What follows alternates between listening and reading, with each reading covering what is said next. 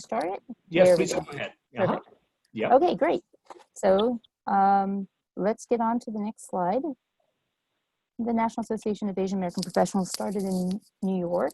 It has been around for 38 years, and we serve Asian Americans and Pacific Islanders in various industries, various sectors across North America, as well as one chapter in China. We really value the connections that we make between our members, our leaders, our board, and the companies where we work and the communities where we live. So we recruit, we help develop talent within our employers. We connect individuals across industries. We support them through our various programs. We have Women in NAAAP, our Career Center, ERG Leadership Training, the Self-Care and Wellness Program, and our Pride Group. And we celebrate them through our awards like NAAP 100. We also convene folks for conversations about leadership and how we improve ourselves through the Leadership Convention, and this year, a virtual conference. So next slide. None of this is possible without our sponsors. You'll see that they range in geography as well as reach. We have some wonderful speakers from our sponsors today, as well as at our virtual conference in the fall. So thank you for that. We are going to turn this over to Fabian de Rosario on our board. Thank you very much, Cindy. Good afternoon, everybody. My name is Fabian de Rosario, hailing from Atlanta, and I want to thank all of you for calling in. This is a truly unique time here, and on behalf of the panelists, on behalf of, in fact, all of the panelists that we are featuring today are members of the National Board of Directors of NAAAP. And until we came together on this board, except for maybe one person, we didn't know each other. And we are united around our interest in serving the Asian American population. But today's topic is not obviously germane to the community that we serve immediately. And so I'd like to set a context of why we are coming together in just a very short time. It's only about 6 days ago that we decided that we wanted to come together to bring this community together. We are currently going through two pandemics, one of which has been going on for about 400 plus years here in the United States. We recognize that the pandemic and several issues have created a crisis, and it has an impact on people, including tragic deaths of friends, loved ones, and even people we don't know, but it has impacted us. For example, the tragic deaths of George Floyd, but also Ahmaud Arbery, right here in Georgia, where I'm at. Tamir Rice, that little kid. All of these events have now triggered many people, and certainly us, to empathize and compel us to action. It is this time of crisis where one of the helpful responses that we have learned is to have the dialogue, even as unrehearsed as we are, so that we can share information, so that we can deepen understanding. That's what this is today. Now, the panelists that I've come together to speak with you, they want to share what they are seeing in their span of sight, in their work, in the teams that they manage, in the clients that they work with, but also things that they've read, emails, just so much information has been passed around. And so we want to try to distill that and share what we are sensing. And we hope that it will be helpful to help or either to heal. Now, on behalf of these panelists, I also want to tell you that we do not feel that we know it all. In fact, we don't. We feel that we are imperfect beings, and we are very humbled by all that there is to truly try to understand. And so we are going to share our insights and present them to you as options for your consideration and choice. And it is my apologies that this is happening. In this limited time, we want to share our thoughts succinctly in the hopes to raise awareness, inspire interest, and to prompt more action on your part to have more conversations, to learn further how to conduct ourselves with others, how to talk to children, how to address people who wish to debate the issue, how to handle the difficult conversations. This is what we think leading is. We are all very passionate about this subject, and we could talk forever. I certainly can. And we all will try to remain to the 5-minute limit.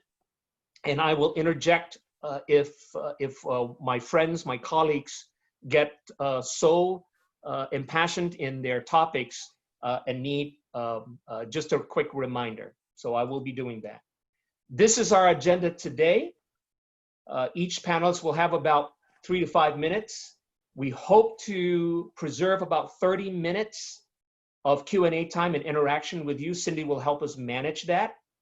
And then we will close at promptly at 5:30 in an official way, but many of us would like to remain on the call for the next 30 minutes for any casual interaction. These are the topics that we have selected. You can scan them very quickly, and next to them are the individuals that will speak to their topic. They've been thinking about it over the past 20 to 24 hours, when we decided yesterday, we had a meeting yesterday, of what we wanted to speak about in a very focused way. And so with that, I invite my good friend, Michael Gonzalez, calling in from Kansas City. I knew him last year, 2 years ago, when he was the Chief Diversity Officer at Hallmark. We're so grateful to have him with us. Michael. Thank you, Fabian. And please exercise the 5 to 6 minutes, because this is something that we're all passionate about, and it would be easy, speaking for myself, to go beyond that 5 minutes because there's so much to digest and share. But you know what I want to do, I've left the corporate world about 2 years ago, and my wife says I can't say that I retired anymore because I have a consulting business and kept very busy in the last couple of months with all of the stuff that's going on. It's amped up quite a bit. And also started teaching a course, which I'm very proud that the Kansas University has incorporated a diversity inclusion course in their business school. And I taught that inaugural class this past semester and look forward to doing that again. So, but let's get started. So my topic was why leadership. You know, people would say, like, around March 16th, the world changed. And for many, I would say that that's true, but I avoid absolutes. People that know me know that I hate absolutes because it puts you in a corner. And the reason I say that is because for the marginalized communities, it was just one more time, one more thing. It had been going on and on and on. But when COVID-19 hit fast and hard, I think we all would agree that it was different. We were in uncharted waters. People were trying and struggling in many cases just to figure out what the phenomenon was so that you'd be able to get on with your personal life, whether you'd be able to get on with your work life, whatever the case may be. And then unfortunately, as time has it, we started the blame game. So the pandemic was upon us, and people felt that they needed to blame someone or some community. And I'm so proud that this board rallied together and we were having multiple conversations and saying, what can we do for our members to help fend off a lot of the misinformation, just a lot of the ugliness that was going on. And so we were in the process of talking about that and what we could do for our chapters and our members around these groundless accusations, when all of a sudden the George Floyd heinous tragedy happened. So once again, it was a gut shot. Many people were looking at this as just one more thing to go wrong, but it wasn't one more thing. It's been simmering for a long time, and the Black community will tell you it was just one more tragic example of a unfortunate, avoidable incident after incident where law enforcement and the Black community collided. And unfortunately, it's gone on way too much with young African men. So things were moving pretty fast. And actually, with one of my speaking engagements, we had an original concept of what we're going to be talking about. And between that in the April timeframe to now, we've changed the topic 3 times. It is that fluid and that intense right now.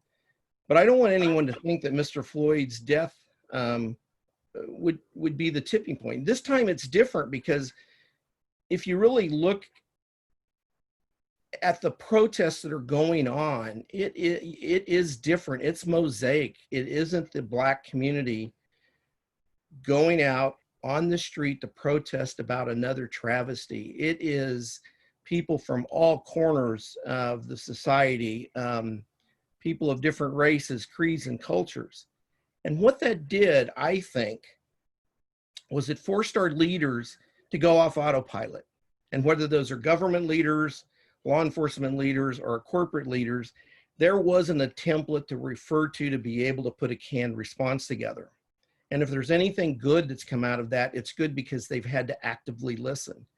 They've had to listen to be able to understand what to do or what not to do.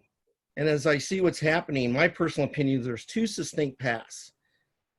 One is very polished and one is very heartfelt, what I call organic. The heartfelt is raw emotion from leaders, emotional, helplessness, guilt, not knowing what to do. And the polished approach is a well-prepped response.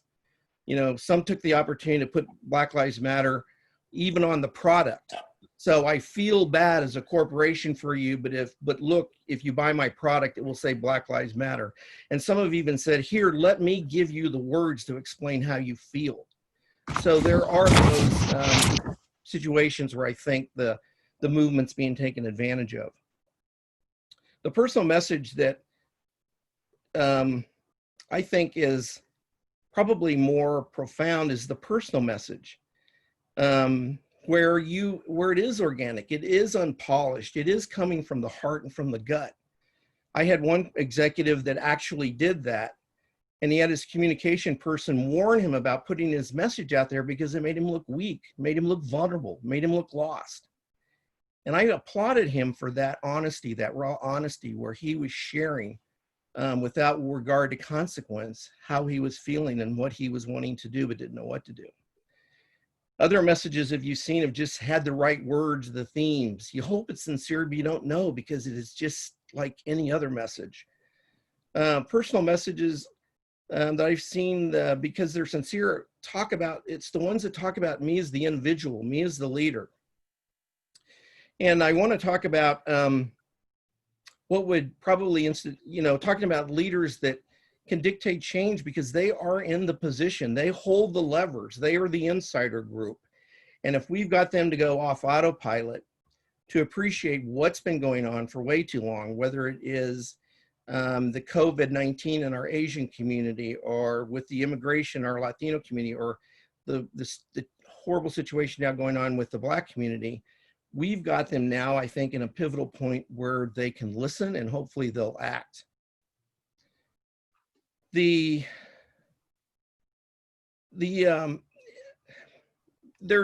a thing of position power, and those are the ones that really are in key positions where they can institute the change. And like I said, move the levers. They're the insider group. But I want the people in the audience to feel that you have that personal power. And that is your individual choice and the actions you're going to do with that. If you look at the protesters today, that's an example of very, very strong personal power that have dictated and are warranting some changes that are a long time coming. You know, and I sat back and I looked and I wanted to figure out with really 2 distinct swim lanes on how leaders are emerging. I went back and I reflected on some of the people that I've worked for or some of the CEOs that ran corporations I've worked for. And trust me, I've had some bad ones and I've learned from them as well, but most of that's avoidance. But for the good leaders, what I found out that was common in all of them was, first, they were human. They were genuine and authentic, empathetic, and they used their position of privilege to right a wrong. They can be bold and take well-informed stances. They seek out diverse perspectives. So I'm not looking for people that walk and talk and look like me to reinforce what I want people to understand and say. They look for that diversity of opinion, and it comes in many shapes and forms.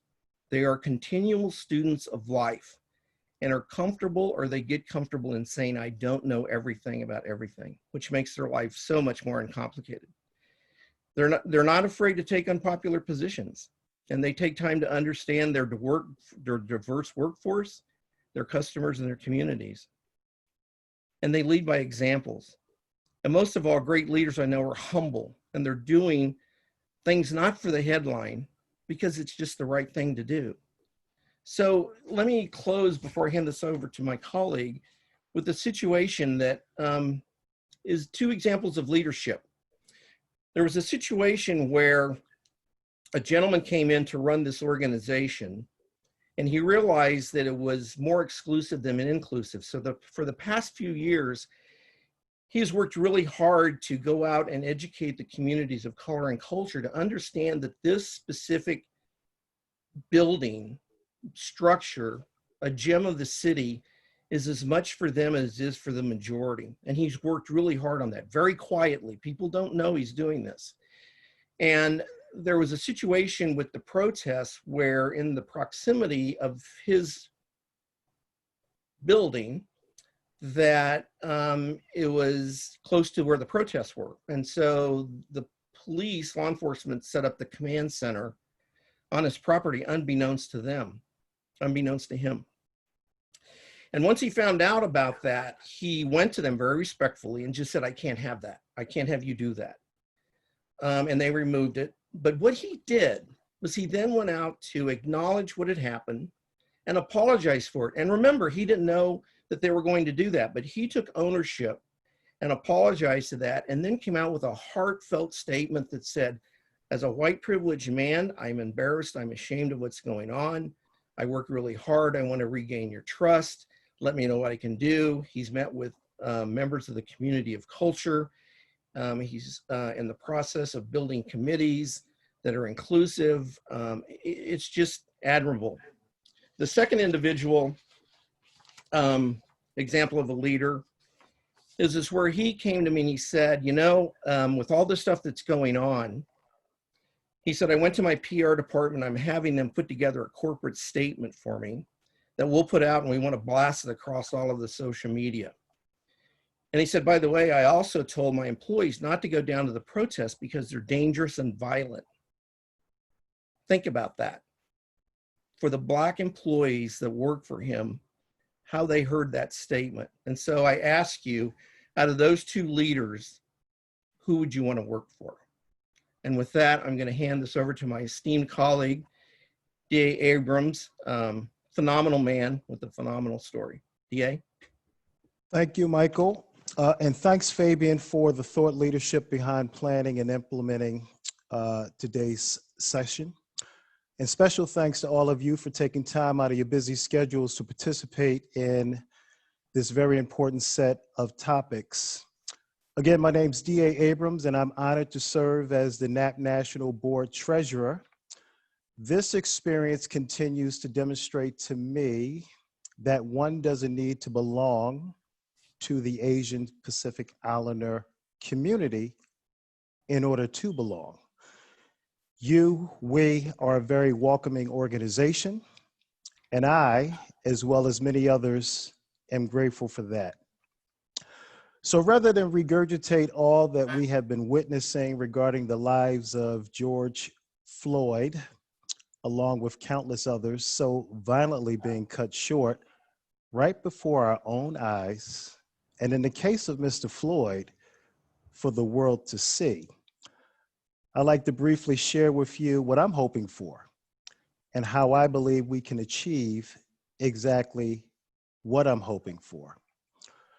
Number one, I'm hoping that institutional racism and the police violence it gives rise to don't cause more violent deaths.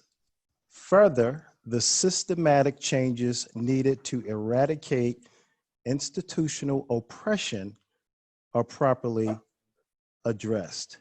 You know, categories where these sometimes invisible barriers exist are in the media, employment, the criminal justice system, healthcare, education, housing, access to credit, and in the financial services, just to name a few. For example, Blacks represent 13% of the US population, yet Blacks make up 2.5% of the nation's wealth and 40% of those incarcerated. Number two, I'm hoping that the members of the Black community, including myself, feel safe enough to move around the country as well as in our own cities, suburbs, and rural communities without worry and or without fear. Number three, I'm hoping that this is the last time that I have to search for the words to explain to my son, my nephews, my nieces, my non-Black friends, associates, and colleagues what is happening, why I believe that it is happening, and my feelings related to what is happening. Now, I think most of you will agree that today, more than ever, we're living in a media-driven society. Now, I mean, this includes social media. In my judgment, the constant promotion of negative stereotypes of African Americans in the media is a major contributor to the aforementioned. Now, here are three things that we can do as a NAAAP community now. Number one, can be proactive in showcasing humanity and the success of Black people outside of entertainment and sports. Number two, we can interrupt incidents when we witness a negative stereotype being played out or a lack of humanity taking place. Now, this could be done in the workplace or among your friends. In other words, if you see something, do something. And three, we can model the behavior demonstrated by NAAAP National as it relates to including others like myself and like Michael outside of the API community to be part of our chapters. Many are already doing this. More to come on that, though. We need more to do it. Now, in closing, given the hundreds of thousands of worldwide peaceful protesters of all backgrounds demanding change, I believe that the things that I'm hoping for, as well as the things that we can do and will very likely do now, will make my hopes a reality sooner rather than later. Now let's go to the next panelist, my good friend and fellow NAAAP National Board member, Donald Fan from Walmart. Donald? Yeah. Hey, thank you. Thank you, DA. Truly appreciate your sharing, and I definitely will answer your challenge and be one of so many, and make sure we do something within our power, within our the privilege, and to influence change. And also, I would like to thank all of you as well, and taking time from this busy time, especially in the times of crisis. So many things is going on, and it's a mind-boggling. And we now find ourselves living through a time with a great uncertainty and change, and navigating multiple concurrent crises. It's not just a one time of the crisis. And I believe at a certain point, we all experience or feel puzzled and shocked, sad, and even angry, right? If you were a leader or entrepreneur, and you would experience even more pressure and the stress, and contemplate how I lead through this challenging time with people around me. And my experience taught me that empathy is the #1 leadership quality to maintain the well-being of our mental and the physical health. When we motivate, inspire people in getting through this tough time. Now, psychology defines empathy as the ability to be aware, recognize, understand, share, and advocate the thoughts and the feelings of others. And developing empathy is vital for establishing trust-based relationships and also behaving compassionately. Empathy occurs in 3 stages, and cognitive empathy, emotional empathy, and compassionate empathy. Let me unpack it a little bit. Now, first, cognitive empathy means the becoming aware of emotional state of others through listening attentively, listening to learn and understand with an open mind. And I'm willing to meet the unmet. I'm willing to listen to unheard. And also I'm willing to understand the unknown.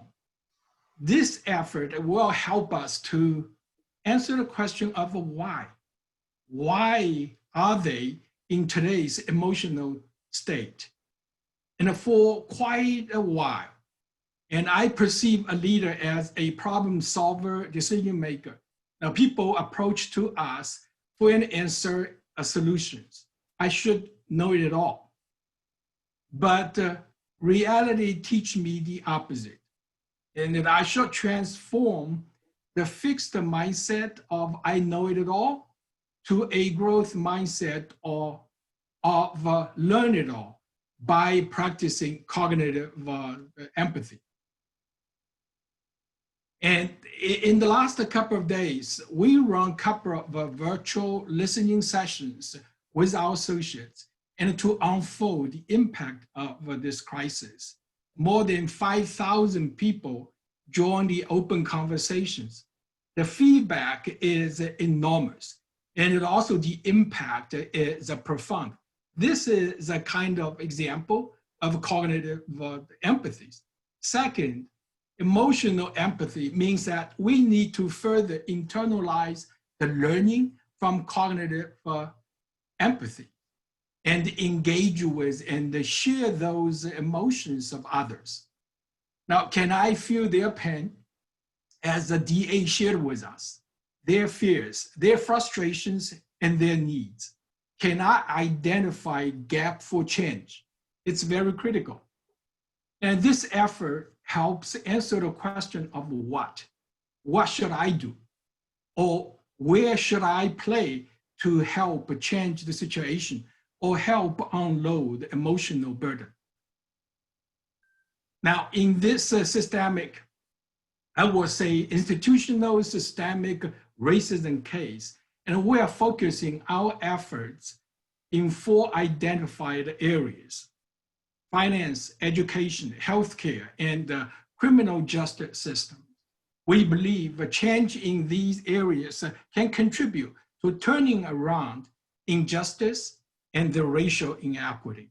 Now, finally, compassionate empathy means taking care of, taking action to support others. Without this step, change won't occur. And empathy doesn't impact anything.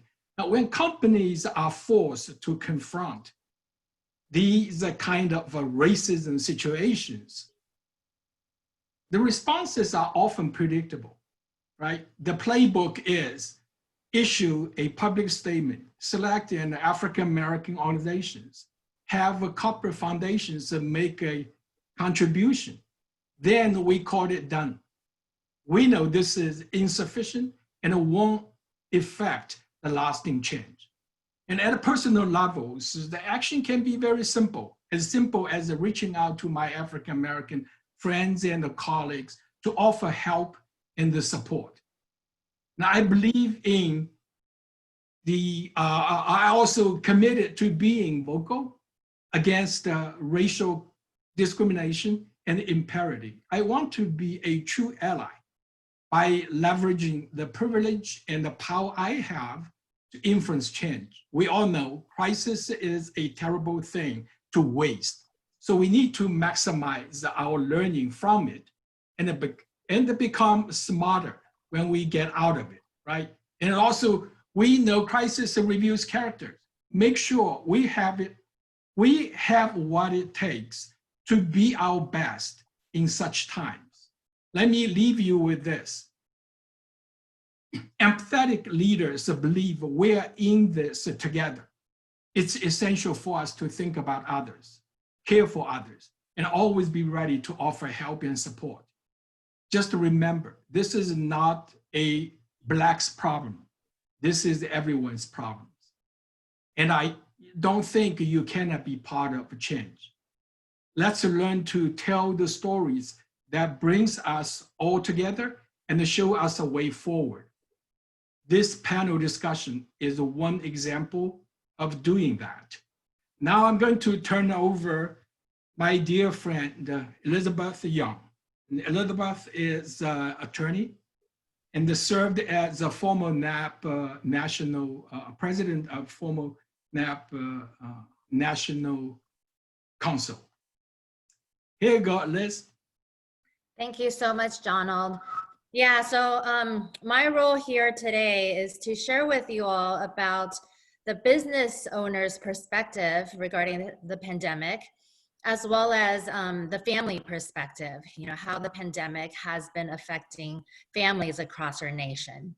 So following up on Donald's segment about empathy, a lot of business owners at this point are pivoting their businesses because they have to be especially empathetic towards their employees.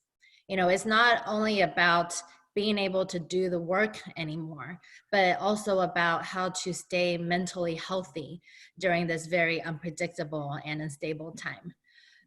Employees across different companies are experiencing higher rates of depression, of suicide, of unstable mental wellness.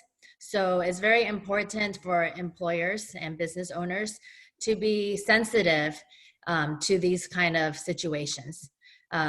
Some employers have been giving extra paid time off, different benefits, free counseling for employees. So these are all things to take into consideration. If you're an employee as well, you got to put your mental health first to take priority. Businesses are also pivoting in different ways as well, such as different marketing tactics, not just leadership amongst the leaders, but they have to shift their business tactics in order to continue getting business and not go bankrupt. One example that has occurred here in LA, we have a company called Mr. and Mrs. Creamery, and they used to be a professional catering company to a lot of corporate events and large private events. And since the pandemic started, all this has been put to an end. There's no more events at all, and we don't know when big events are going to come back into play. So how they've pivoted is they've started doing a bake sale, and they've started baking different flavors of tofu cheesecake, and it's all of a sudden went viral, and they're actually doing more profits than they were prior to the pandemic. So this is one example of how a business has stayed successful even during the pandemic. Another quick example is there's a restaurant here in LA called Howling Ray's. They always have a line out the door. They're located in Chinatown, and they serve the best spicy fried chicken. The line is usually 2 hours long. And so with the pandemic, there's no way they can do social distancing. So they've never done delivery in the span of their lifetime of the business. And now they're doing delivery. So businesses at this point, you just have to be adaptable. You have to be able to quickly change, based on the circumstances of the society. Now that things are reopening up and folks are going back into the office to work, there's also going to be a lot of changes there too that businesses have to pivot, such as having hand sanitizers ready for all employees, preparing masks for everybody, having the workstations cleaned regularly. Because can you think, how much liability a company will face if one of their employees were ordered to go back to work and ended up getting sick? That's going to be big lawsuits against every company. All right, so from a family perspective, as a divorce attorney, I've seen a lot of internal affairs and problems within households. So, the unemployment rate, as you guys all know, is currently 14.7%, the worst since the Great Depression. And so people are stressed out about finances. They don't know when they're going to get another job or when they're going to go back to work. And being locked up in the same household has had tremendously negative impacts on families. So the divorce rates are on an all-time high. And the courts are closed. In Los Angeles, they're closed until June 22nd, and there might be a further delay until July. So I'm sure the courts across the nation are all closed as well. So people can file, but they can't get any court hearings unless it's like an emergency, such as, a domestic violence or a kidnapping. But a lot of the cases are in limbo, and when courts reopen, everything's going to be delayed. It's going to be a huge mess. So, with all the divorce rates going up and the domestic violence rates going up, we just have to really be open-minded and be empathetic to families going through these issues. And, like DA said, just continue spreading, word about our humanity and being kind to everyone you see on the street. Child abuse is at an all-time high too, but a lot of the cases are not being reported because teachers are usually the ones who report child abuse cases. And now that the kids are not in school, a lot of child abuse cases are being hidden, and they're not going to come, into perspective and into our knowledge until everything reopens. And so we just have to be open-minded and be prepared for a lot of things that are changing during this pandemic. So with that, I'm going to introduce the next speaker, which is Kim Cummings. She's the Assistant Vice President of HR at BNSF Railway, and she was the founder of NAAAP Dallas-Fort Worth before recently joining the NAAAP National Board. So over to you, Kim. Great, thank you, Elizabeth. So thank you all. I'm happy to be here to meet with you. It has personally been a very emotional time for me. The balance of being a business leader and all of the woes that Elizabeth mentioned, helping my teams with their emotions. We've gone through some furloughs, some layoffs, divorces, personal problems as it relates to people with disabilities, and then having to deal with financial woes with a down economy. And then, getting ready for folks to return back to the workplace so that they're safe with COVID-19. So we thought all of that was a challenge at the beginning of the year, and it just gets worse. So personally and professionally, I am struggling, and I'm admitting that to you all because your leaders are all humans. The people that you look up to, the leaders you have in your organization are also struggling. But in my particular case, the adrenaline and the compassion is in overdrive. I'm ready to bring back our workforce, get re-engaged with my teams, and more dynamically work to combat racism and promote equality. And I say that because we need to talk more about that. I mean, that's what I do. I feel like we've done a lot in that space. However, there's just more work to do. Engage more with the community and really educate my workforce and my populations around how we make meaningful change, and not just to talk about what's going on right now. Listening is great, but action is even more important.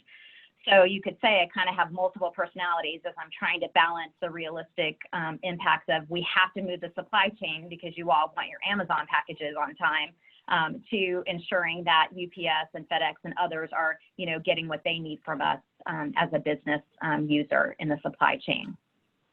So some of the things that I'm asking myself and I'm challenging you all to do right now before you enter, the workforce and back to the workplace is, do you feel physically and emotionally and mentally safe to return to the workplace? And really question why or why not. In the beginning, it was helping in the beginning for me, it was helping employees and my nonprofit organizations kind of feel comfortable with this virtual touch environment. I mean, my organization was not a work from home friendly company, and to in an instant immediately change that perspective where over 20,000 of our employees are now working from home was just a dramatic change for us. This idea of being a cheerleader of support, showing my care as an HR professional, because those kind of tie in together. And then, then what happened, and hearing the horrible comments about COVID-19 being referenced as a Chinese virus, and having to work with my Asian community here, both internally, externally, really we were just trying to, level set. Really, it was a matter of when are we going to win? When are we going to move on and really, move the business forward? But I have to tell you, and I'm honestly saying this because I'm transparent in this way, I'm embarrassed. I'm disappointed. I'm sad and angry for the lack of the Asian police officer who stood and watched George Floyd plead for his life. For the excuses that I'm hearing from my friends and my circle and my partners who lack compassion. I'm conflicted, with my family members who are in law enforcement and, dealing with my Black cousins on, why we just stood there. And, how can I be a cheerleader in that space? And how can I get in check with how I feel with my emotions? So those are the questions I'm asking myself. And am I ready to enter the workforce? And if I'm not, what do I need to do to get ready? So, I'm enlightened that I can work and do more, and I'm all in it to win it, and to ensure that our folks are right there with me. And while there's no right answer to the question, it is important for you to answer them. And what happens when you answer the question isn't what you want, and you have to be right with the answers you get and be okay with that. The second thing I wanted to mention is your interests are important. So I'm going to put my HR hat back on. You guys advocate for yourselves. There are company policies on anti-harassment and discrimination, equality, and EEO statements. Every organization has that, regardless of if you are an entrepreneur with your own small business, medium-sized business, and these large companies. Protect yourself. Follow up. Look at the rules. When your employer says these are, things we're putting into place for your safety as it relates to COVID-19, your job can be in jeopardy if you don't follow the rules as it relates to personal safety with COVID-19. Wearing the mask, using the sanitizer, watching, the tape and where you walk and how many people are in an elevator, all of those things matter. So please pay attention to that, because the last thing you need is to be challenged around rules that you should know. I would also say that before you go back to the workplace or go back to your business partners is find your advocacy groups, your sponsors, know more about your resource groups, and get engaged with HR, outreach efforts. Now's not the time to be silent, and, you need to be able to share your feelings with someone, but you need to find out who those people are. So many of the presenters today have shared that you have to be out there and you have to, engage in the conversation. And if you're not doing that now, you're not going to do it when you go back to the workplace. So start now. The other thing I'll mention is to be proactive with your questions, just like on your first day on the job. You're re-entering the workplaces now. Just remember how you felt, all of the questions that you had. Think about what you need and where you can find the information. Who can you go for support? I mean, if you're struggling with, I'm not ready physically or emotionally, who's going to answer those questions for me? And what if my questions, are compromised? Maybe I get an answer at the beginning of all of this, but then when I get back to the workplace, what if it's not exactly the way I thought it was going to be? So who do I go to and how do I challenge that just from a returning to the workplace perspective? And then remember, your leaders are just as apprehensive as you are. I mean, listen, and it starts with you. Self-awareness, educating yourself, looking at the number of resources that are available that your company provides, looking at their portal, asking your manager, HR representative, key sponsor. It's time to start asking those questions. Additionally, as you know, I or others on the call are able to share those resources with you as well, especially if you're an entrepreneur and you don't know where to start. You have a collective group here that are willing to help you with all of that, from writing a policy to sharing, impactful racial TED Talks or helping you with town hall meetings. All of us are here to help you with that. And then I have two more other points. So break the golden rule. Treat others as they would like to be treated. And again, emphasizing that you're probably going to get it wrong and be okay with that. But have the real dialogue and nurture those relationships, because being present now more than ever is important. Google summarizes it perfectly for me, that no one wants to be left behind or leave part of their personality and inner life at home. But to be fully present at work, to feel psychologically safe, we must know that we can be free to make these decisions. And we must be open to encouraging others to follow along with us. So there's so many things that you can advocate for yourself now. Be prepared. Don't be left out in the cold. You have support. You have people that can help you. And I appreciate the time that you've given all of us today to help you with that transition. So now I'd like to pass it on over to our very own Betty Lowe, who is our current chair of NAAAP National. Betty? Thank you, Kim. Thank you. And I echo the sentiments of all of my fellow board members, and no doubt that, all of the crisis and recent events have shaken many of us to the core. And, like you, I'm facing feelings of outrage and unrest and anxiety and all of that. For me, I have been in the D&I space as well as the OCM, or organizational change management space, for a while now, working with different organizations, Fortune 500 companies, as well as governmental agencies. And what I've seen is that change is difficult, and especially when we come across a time of unrest and crisis, that change enables us to think about how that affects us in a very personal way. And so, for me, I just want to go ahead and help people think through what might be some of the proactive ways in which we can go about managing this change and reduce the chaos that we all feel and the anxiety that we feel. But more importantly, it helps us work towards a solution and hopefully find a better outcome. We might not have all of the solutions, but we can certainly initiate a discussion around ideas to help challenge what's been the status quo. And the status quo sometimes doesn't work. And we know that, it's not working. So we need to come up with a better outcome through dialogue. The first thing, of course, is really around communication and investing in transparent and purposeful messaging. But we all know that effective communication is at the center of any good leader. But in a time of crisis and change, there are certain things that we can do to make sure that we connect better. And one of the most important things to remember is that we need to listen with empathy first. And that's part of the reason why, Donald, my fellow board member, Donald, had a whole section around empathy, because you have to walk 1,000 miles in my shoes just to see what it's like to be me. And that's so true when we think about what we're facing as a nation.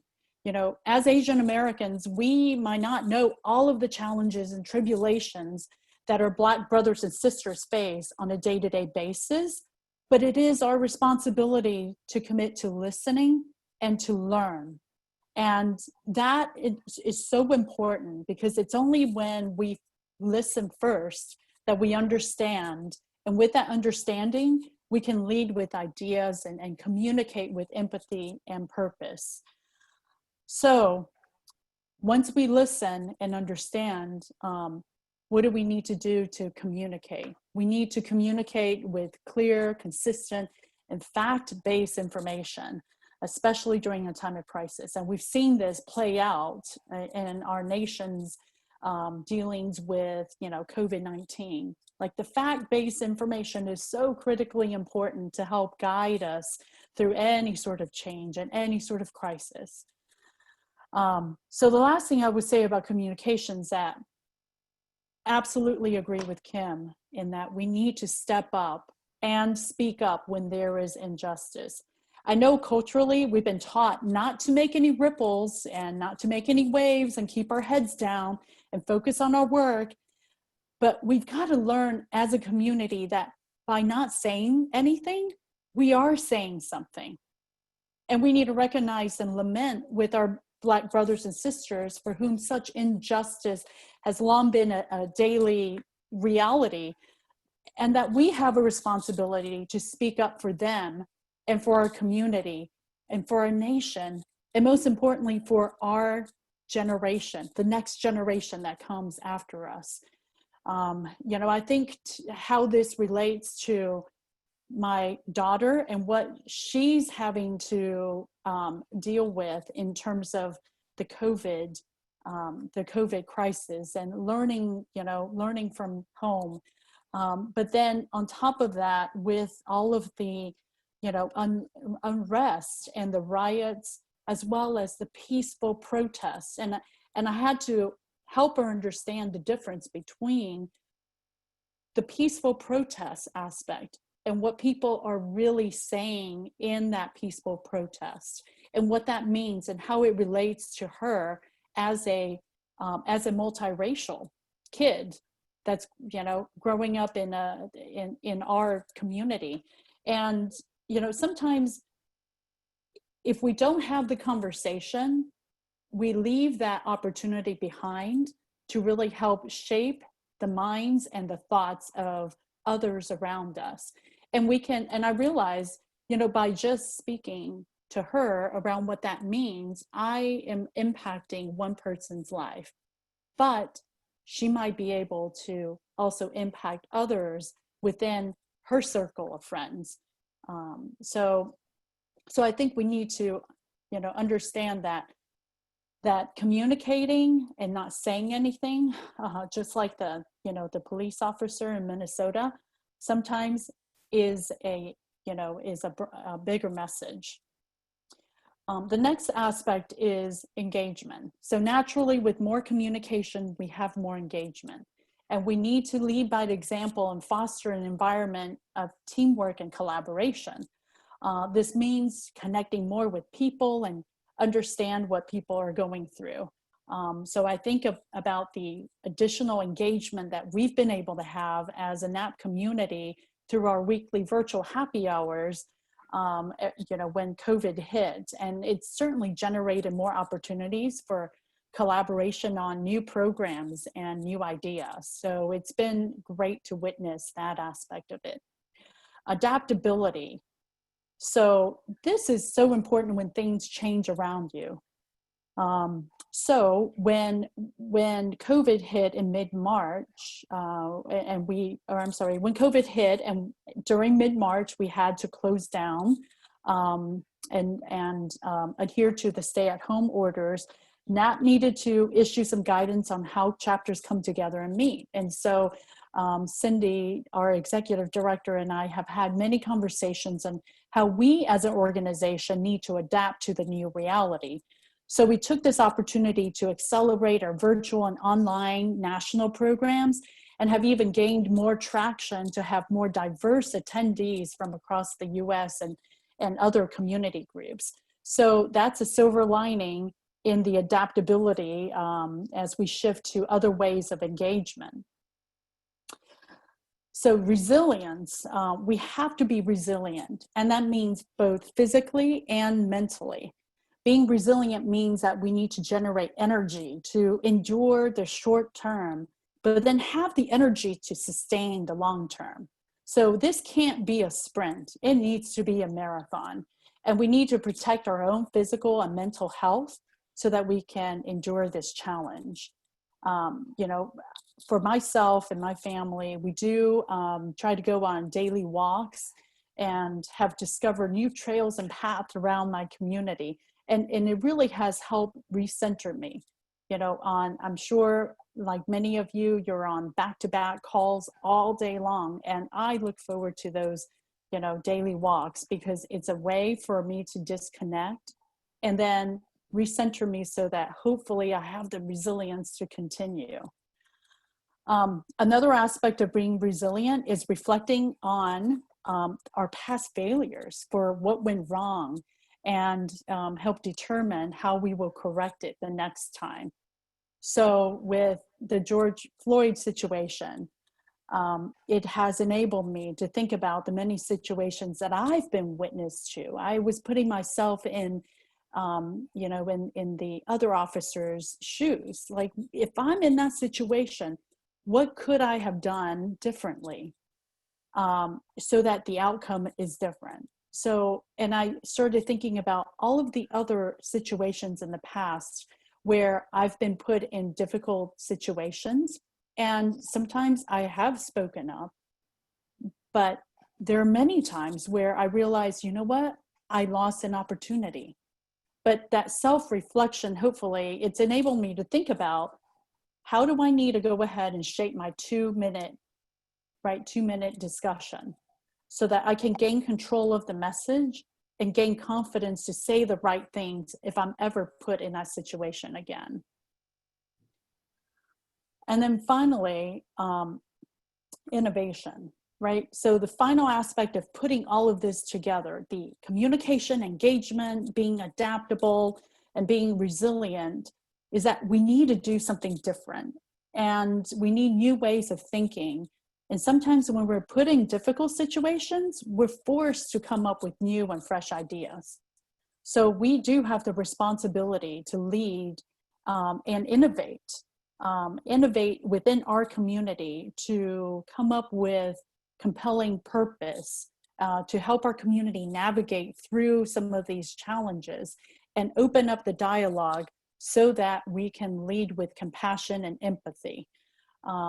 And you know, a great example of that is Camden, New Jersey, a town about 60 miles from where I live, just across from Philly. They actually got rid of their police department. The city was in a public safety crisis, and you know, the murder rate was high. It was like 18 times higher than national average. And there were excessive force complaints by the police force. So the mayor and the city council dissolved their police department and formed a county-wide force back in 2013.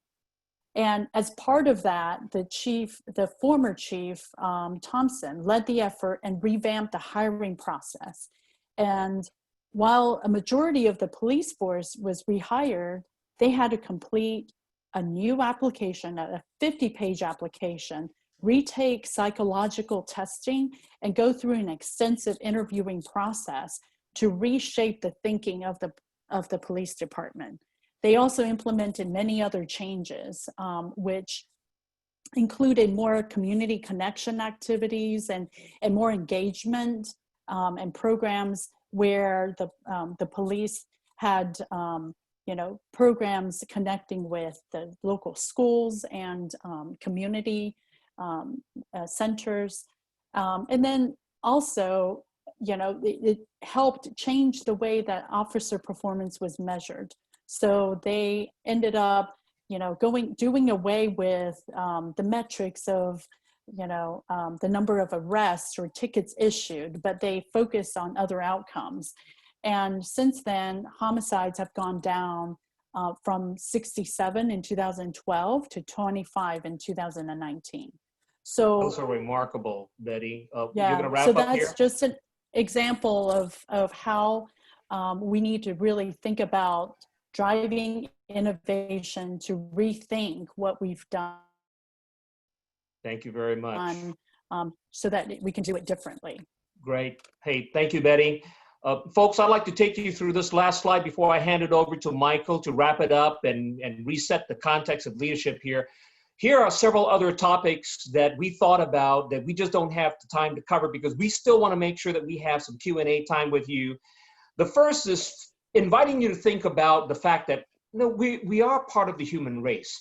We have to realize the interconnectedness that we have. We share the same air, we share the same planet, and the reliance that we have towards each other. Think about the quality of life that we have and how much we need each other to help fulfill that. And so my invitation to you on behalf of the panelists is ask yourself in these difficult times with pockets of our community that are suffering and going through these inequities, can you be an ally? Will you be an ally? Understand as well, just as we do, we don't know it all. We are imperfect beings. And so it's okay to be uncomfortable. It's okay to be vulnerable. As Michael said earlier on, the best demonstration of leadership is when you surround yourself with people who are smarter and better than you. And so understand that you can be imperfect, and you can, and one of the ways that you can be strong in how you show up with others is to be grounded in your own values and to take a stand to be that ally. Manage your unconscious biases. Implicit biases and unconscious biases is at the very root of the difficulties that we have been facing, that has erupted into revealing the crisis that we've always had in our communities. We just haven't seen it because many of us live in our bubbles and it remains masked and covered. Manage our unconscious biases.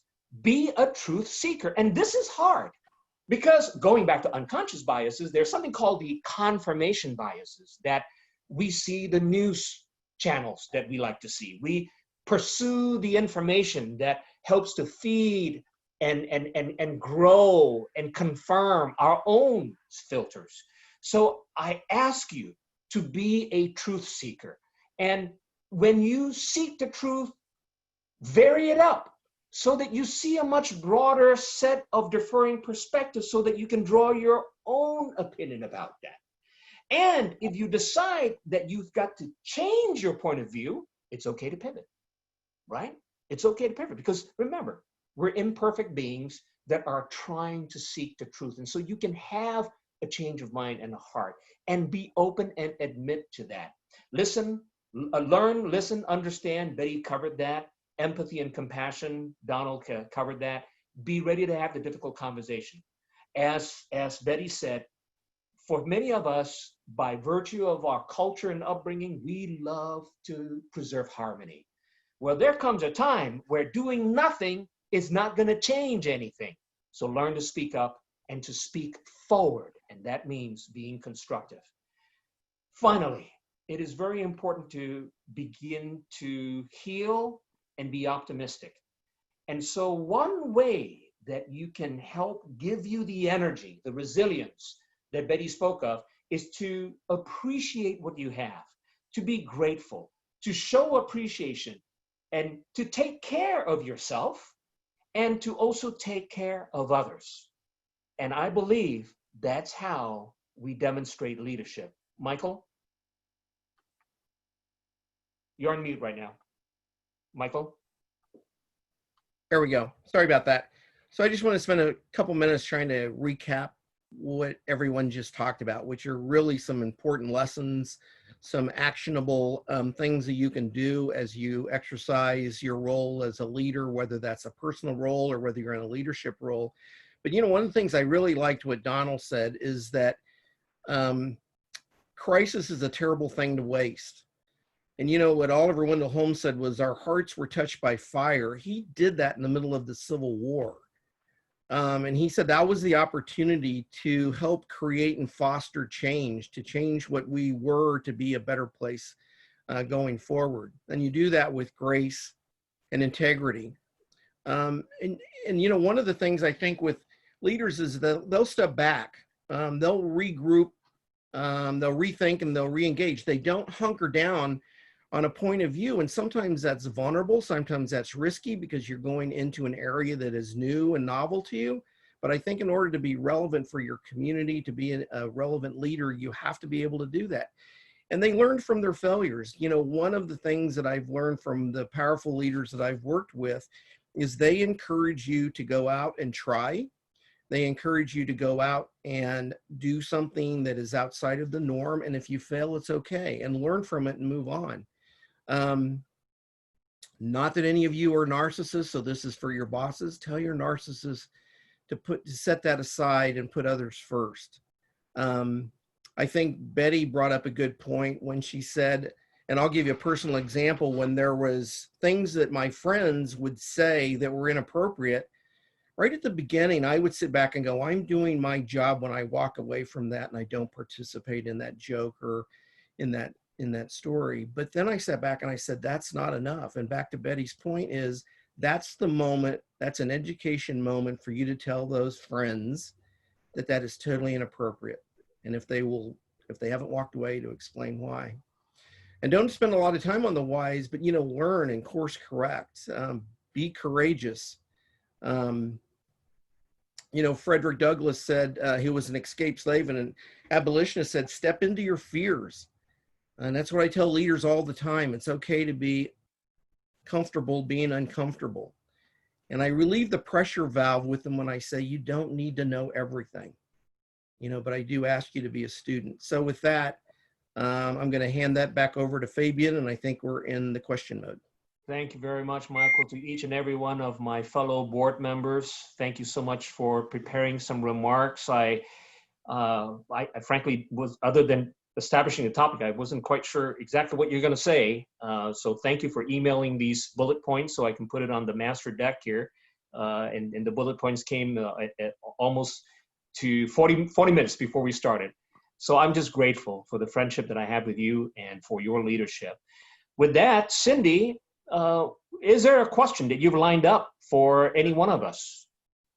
There are many questions, and I wanted to start with an easy one because I know the other ones will probably take a little bit more time.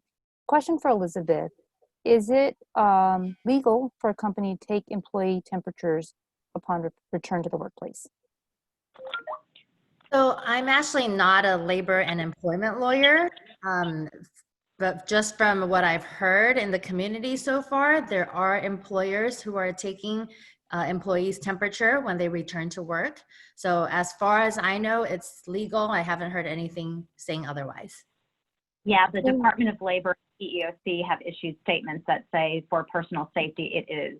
As long as they are protecting medical personal information, and that the folks that are doing the temperature checks are qualified individuals. So yes, employers can take your temperature. It is. We've been practicing for last a couple of months for the store associates, and they need to have a temperature tested. All right. Thank you, Rob. That's settled. Yep. What's next? Another question for Donald. You mentioned a lot about empathy. What do you think the relationship between empathy and social consciousness is to corporate profit?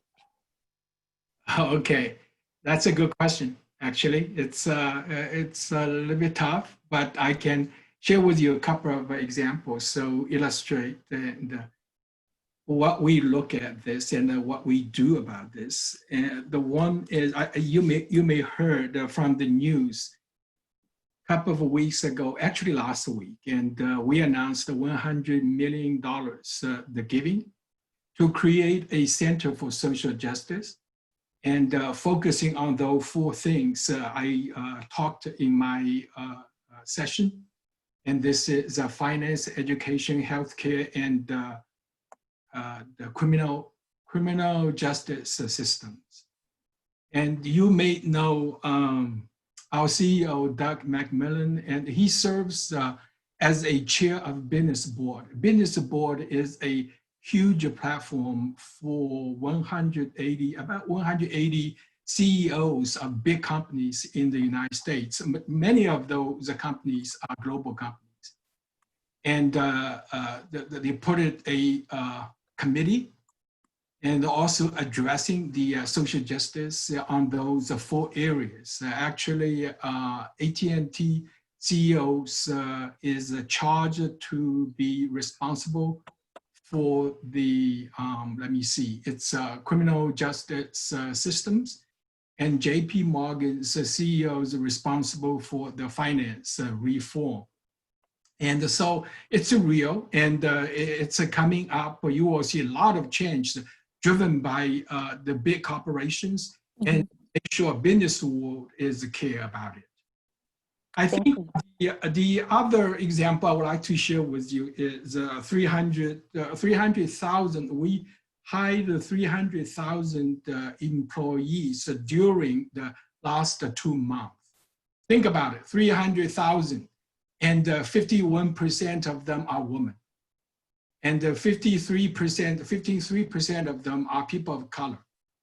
And 54% are Generation Z. So I think this is definitely tells how we see what we do really will impact the society, community, and it also, balance up the profit side of it. And our CEO, Doug McMillan, is very serious. And actually, the Friday, on each Friday afternoon, we have officer meetings. It's a VP and above. And he specifically said, if you can lead in an absolute inclusion way in this company, you need to find somewhere else to work because you don't share our values.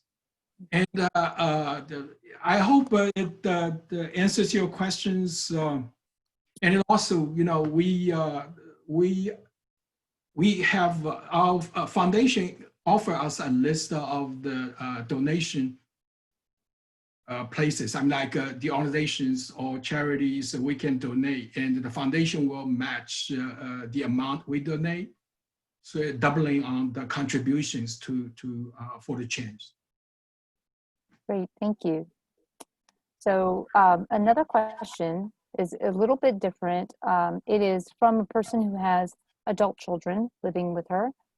What's the best way to channel your adult children's anger towards what's going on with the systemic racism, inequality during this pandemic? Protests are great, but there's got to be other alternatives for them. I think we covered a lot of them, but would you have some kind words for this parent? Anyone want to tackle this? Elizabeth, yes. So as a parent, and someone who's dealing with a lot of families, I've gotten concerns about this as well, not just with adult children, but also with younger children too. They're all very confused about what's going on. So having open communication and education is key, allowing them to vent their thoughts and their questions, and just creating this opportunity for open dialogue is very important. Of course, taking the children out to the protest. We've seen a lot of news articles with pictures of kids out on the streets in the protest. That's very effective too. But if you don't want to take them out to the protest, and having open dialogues, either within the family, or with other friends and colleagues in the community, would be very useful. Any other bills?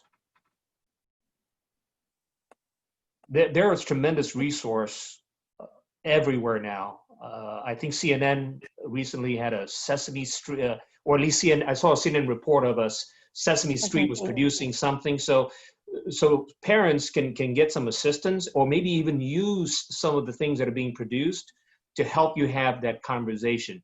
But the key is this, I think, is definitely have the conversation, because to just let them ignore it, or to tell them to turn off the TV because it's just too much, or to try to shield them from it, is not getting them in touch with the reality. That's what I'm seeing in the landscape. Yeah, and just to reiterate again, the hollaback training, which Cindy had sent the link again in the chat, that training can be for adults and for children. Yeah, it's called bystander intervention training, and it's being offered free as a public service by the Asian Americans Advancing Justice, as well as Hollaback, which is a global organization. So if you want to look for it, just look for iHollaback. Okay, So there are a couple of questions that get back to the incidents of police brutality. Early in the conversation today, Michael Gonzalez mentioned police leadership cannot make a radical change. And one of our listeners said, why? And additionally, someone said, what do you think about defunding the police? What does that even mean? Michael, would you take that on? Yeah, I don't think, if I said that I don't think police can make radical change, that may be my subconscious. I hope they do. I think it is different. I think there's an opportunity now to where they can't just go back and handle it like they have in the past. I think there's a lot of people inside some of the law enforcement agencies that are acknowledging that it's time for a change. There is a law enforcement officer here in Kansas City who is working on putting together a bill or a proposition to where there's a database where police officers who have been let go because of ill will or charges against them can't go to another state and get hired. But let me say, I mean, there are a hell of a lot of good officers out there, but they need a lot of work, and it can't be transactional. It needs to be sustaining training around how to understand our marginalized communities and how to relate to them. The other thing I think with defunding, and I hope this is the case, is it's a more reallocation of funds. Is that why you're not going to be buying the guns and that stuff, but you're going to convert that money into hiring mental health experts, social workers, that when they go on a call and it's somebody that may be having a mental crisis, is that you've got somebody there that knows how to deal with that individual. That's how I would like to see the dollars reallocated. Michael, Again, if I could, yes, go ahead, finish your thought. No, Finish go your ahead. thought. I was just going to say, and the other thing I think that's novel about this time is you've now got community leaders and business leaders who are saying we need to look at some institutional changes on how law enforcement is set up, because a lot of times they are their own gatekeeper. And so if there's an issue, they handle that internally rather than, their HR department or an objective third party going in and trying to understand what the situation was and to do the fact finding to come up with a fact-based decision and solution. So I think you're going to probably see some things change in that arena as well. What I wanted to add, Michael, is that people need to, you remember when I said about seeking the truth? People need to understand the issue before they start using simple taglines and leaving it to the rest of the imagination. The defunding the police is not what it appears to be at the surface level. It is exactly what Michael is talking about. It's about, instead of putting more money into the police so that they can suit up and look like they're going to invade a country, it's apportioning the money to solutions that, like what Betty talked about. It's about innovation. Here in the city of Atlanta, for a couple of years now, the Atlanta Police Foundation, all right, they have intervened into a at-risk community, and it has built community centers that are staffed by policemen, where a portion of their shift actually is served in that community center. I believe they have 2 now in what we call the English Avenue neighborhood. And they do tutoring, they do classes. Sometimes they'll do a food drive and food packing, and these the community members, they interact with the police at eye to eye, and the program also provides a subsidy for policemen and women in Atlanta to buy a house and live in that community. Now, that is not a novel idea. We call it community policing. But the community center that I speak of, these are new innovations that are going to create the necessary intervention with the young people. so that they see police men and women not only as law enforcers, but also as partners to help heal a community. And the crime rates in that particular English Avenue community has been dropping consistently ever since they have paid attention to that. Let me yield to my other colleagues or to Cindy for a new question. Any other comments on this particular one about defunding police? Okay. I think this might be the final question, and this is a really good one. First of all, Amy asked that as a person who's immigrated to the US at an older age, she wanted to find resources to communicate with her parents that it's not just a Black problem. How do you start a conversation with older Asian community members? And many people in the chat provided some translations, and so thank you for that. But a follow-up question to that was, how about the other way? How do we actually talk to Black and brown communities that systemic racism cuts across all people of color?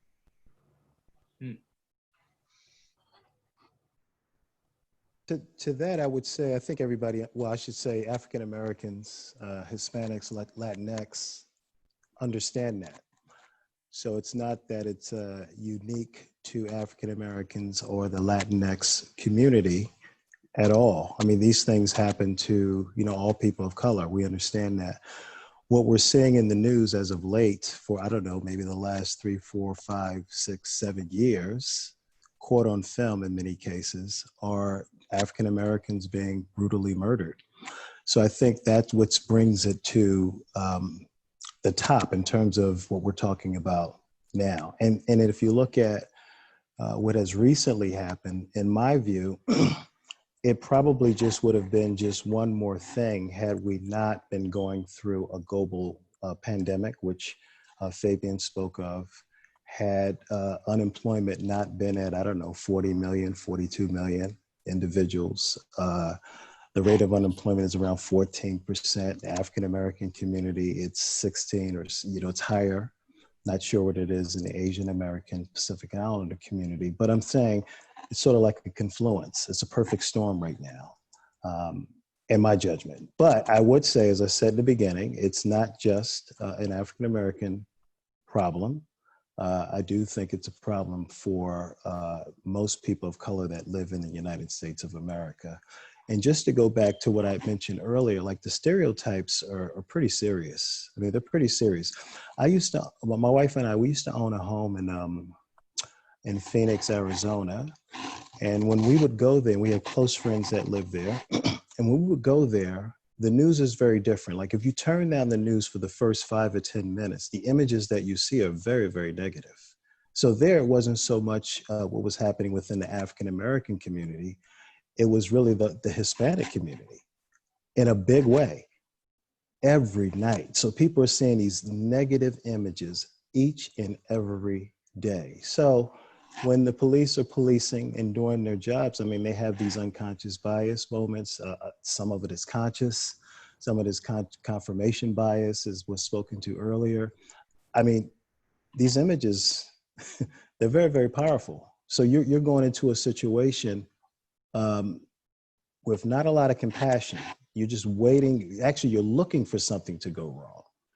And then coupled with that, if the individuals on the other end of that are, in most cases, if they're not really prepared to how to deal with that, how to deal with being stopped by the police, how to react in a very peaceful manner, it just escalates right away and it can go south immediately. So again, I don't think it's just an African-American or Latinx problem. It is, in my view, a people of color problem in the country. It's an other problem in the country. And if we can bind together, get together, I mean, I think it's better. And that's why these peaceful protests, in my view, are so powerful, because it's not just African Americans marching in the streets, it's more mosaic.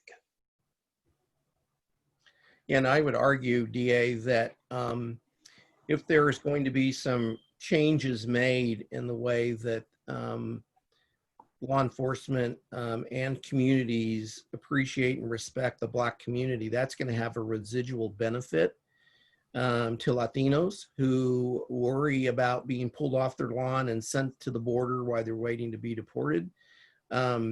So that's why, you know, I think with here in Kansas City, there was a large contingent of Latino employees that were supporting the Black protest, the Black movement. And that was really, I think their mantra was, by helping our Black brothers and sisters, that's going to help our cause as well. I have an answer. I'm an immigrant, and I used to have a full-time job, and the protections that Kim Cummings talked about in terms of equal employment opportunity and non-discrimination, you know where that came from? The Civil Rights Act in 1960s, when mostly Black people and some white people took to the streets to protest so that we could have legislation that protects my rights and protects everybody's rights. And the legislation doesn't say Black only. It includes people like me. It includes people, there's now we have other legislation that protects people with disabilities. So, you know, this question makes me think about what is happening a lot now in recent light, and about, hey, don't all lives matter? What's this Black Lives Matter? Okay, I get it. Okay, I can empathize. You know, they use the word, right? But don't all lives matter? Hey, wait a minute now. Yeah, all lives matter, but Black Lives Matter is about a focus on something that is on fire. If my house is on fire, the fire engines that are going to pull up to the house, they're going to start putting out the fire on my house. And if my next door neighbor says, hey, what about my house? You know, like, doesn't my house matter too? Well, you know what? If your house is on fire, I'll put your fire out too. But right now, my house is on fire. And whatever good that can come from this, on this focus, you and I know that whatever that gets put in place, whether that's another community center that is built by the police in the community, the rerouting of funds for law enforcement for where it really can create effective change, or new legislation that protects the people that have a very soft voice, everybody gets the benefit. Everybody gets the benefit. So why would I not take responsibility and accountability to push forward to affect change? Cindy, I think we're out of time, at least on a formal level. Do you want to wrap it up with this final slide, and then we will do a formal finish, end the recording, and for those of us who'd like to stick around for some additional conversation, let's do that. Cindy, over to you. Thank you so much. And a big round of applause virtually to all of our panelists and to all of you who came to participate and asked such wonderful questions, really insightful ones. I am going to just mention that in the month of June, NAAAP is taking an initiative to find those within our membership who want to join a task force. We are hoping by next week to have a task force of folks that want to create a curriculum, create partnerships with other organizations, not just Asian ones, that really look at inclusion all around. So if you are interested in that, please contact me. On June 27th, NAAAP will be joining the APIA Vote, a national civic engagement organization for presidential town hall. Registration is free. If they ask you, oh, how did you hear about it? Please tell them NAAAP sent you. There are unlimited seats in that case. And finally, NAAAP will be hosting a Better Normal. This is an idea that we have for a virtual conference about creating a better workforce when we get back, more conscientious leadership, and connecting all of our AAPI community leaders as well as other non-AAPI leaders.